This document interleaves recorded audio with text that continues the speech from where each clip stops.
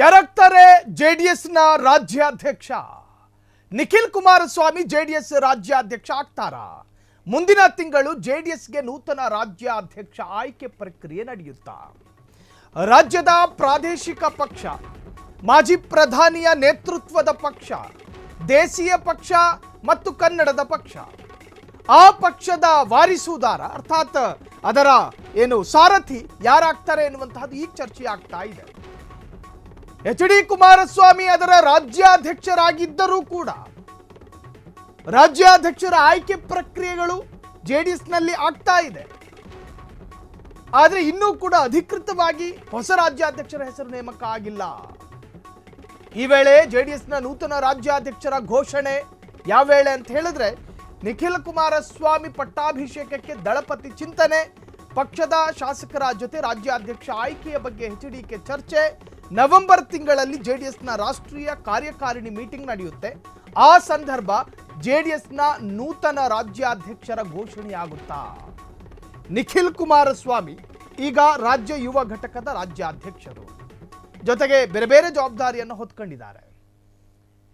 ಮಗನಿಗೆ ರಾಜ್ಯಾಧ್ಯಕ್ಷದ ಪಟ್ಟವನ್ನ ಕೊಟ್ಟರೆ ಇದು ಕುಟುಂಬ ರಾಜಕಾರಣ ಅನ್ನೋ ಆರೋಪ ಬರುತ್ತೆ. ಎಚ್.ಡಿ. ಕುಮಾರಸ್ವಾಮಿಗೆ ತಮ್ಮನ ಮಕ್ಕಳು ತನ್ನ ಮಕ್ಕಳು ಬಿಟ್ಟರೆ ಉಳಿದವರು ಕಾಣೋದಿಲ್ವಾ ಅನ್ನುವಂತಹ ಆರೋಪ ವ್ಯಕ್ತವಾಗ್ತವೆ. ಹಾಗಾಗಿ ಅಲ್ಲಿ ಕಾರ್ಯಕರ್ತರ ಅಭಿಪ್ರಾಯಗಳನ್ನು ಕೂಡ ಕೇಳಿ ತಿಳಿದು ಅದಾದ ನಂತರ ನಿರ್ಧಾರ ಮಾಡಬೇಕು. ಎಚ್.ಡಿ. ಕುಮಾರಸ್ವಾಮಿ ಉಳಿದವರಂತೆ ಆವೇಶಕ್ಕೆ ಬಿದ್ದು ನಿರ್ಧಾರ ತೆಗೆದುಕೊಳ್ಳುವವರಲ್ಲ. ಎಚ್.ಡಿ. ಕುಮಾರಸ್ವಾಮಿ ಉಳಿದವರಂತೆ ಭಾವೋದ್ರೇಕಕ್ಕೊಳಗಾಗಿ ತೀರ್ಮಾನವನ್ನು ತೆಗೆದುಕೊಳ್ಳುವವರಲ್ಲ.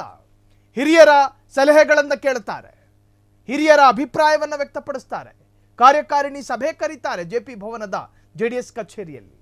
ಆ ಸಂದರ್ಭದಲ್ಲಿ ನೋಡಿ, ಕಾರ್ಯಕರ್ತರು ಒಕ್ಕೊರಳಿನ ಅಭಿಪ್ರಾಯ ವ್ಯಕ್ತಪಡಿಸೋದು ನಿಖಿಲ್ ಕುಮಾರಸ್ವಾಮಿಗೆ ಕೊಡಿ ಅಂತ. ಆದರೆ ಒಂದಷ್ಟು ವರ್ಗ 3-4 ಬಾರಿ ಸೋತಂತಹ, 3 ಬಾರಿ ನಿರಂತರ ಸೋಲು ಅನುಭವಿಸಿದ ನಿಖಿಲ್ ಕುಮಾರಸ್ವಾಮಿಗೆ ರಾಜ್ಯಾಧ್ಯಕ್ಷ ಸ್ಥಾನವನ್ನು ಕೊಟ್ಟರೆ ಕತೆ ಏನಾದೀತು ಅನ್ನೋ ಅಭಿಪ್ರಾಯ ಕೂಡ ವ್ಯಕ್ತ ಆಗಬಹುದು. ಕಳೆದ ಬಾರಿ ಸಿಎಂ ಇಬ್ರಾಹಿಂ ಅವರಿಗೆ ರಾಜ್ಯಾಧ್ಯಕ್ಷ ಸ್ಥಾನವನ್ನು ಕೊಟ್ಟು 30 ಇದ್ದಿದ್ದು 18-19 ಕುಸಿಯಿತು. ಈ ಬಾರಿ ರಾಜ್ಯಾಧ್ಯಕ್ಷರ ಆಯ್ಕೆಯಲ್ಲಿ ಎಡವಬಾರದು. ಹಾಗಾದ್ರೆ ರಾಜ್ಯಾಧ್ಯಕ್ಷ ಸ್ಥಾನಕ್ಕೆ ಅರ್ಹರಾಗಿರುವಂತಹ ಉಳಿದ ನಾಯಕರುಗಳಿಲ್ವಾ? ಅದರಲ್ಲೂ ಕೂಡ ಜೆಡಿಎಸ್ನಲ್ಲಿ ಈ ಬಾರಿ ಹಿರಿಯರಿಗೆ ಕೊಡದೆ ಯುವಕರಿಗೆ ಅವಕಾಶ ಕೊಡಿ. 36 ವರ್ಷದ ನಿಖಿಲ್ ಕುಮಾರಸ್ವಾಮಿ, ರಮೇಶ್ ಕುಮಾರ್, ಹೀಗೆ ಒಂದಷ್ಟು ಸ್ಥಳೀಯ ನಾಯಕರುಗಳ ಹೆಸರುಗಳು ಕೇಳಬರ್ತವೆ.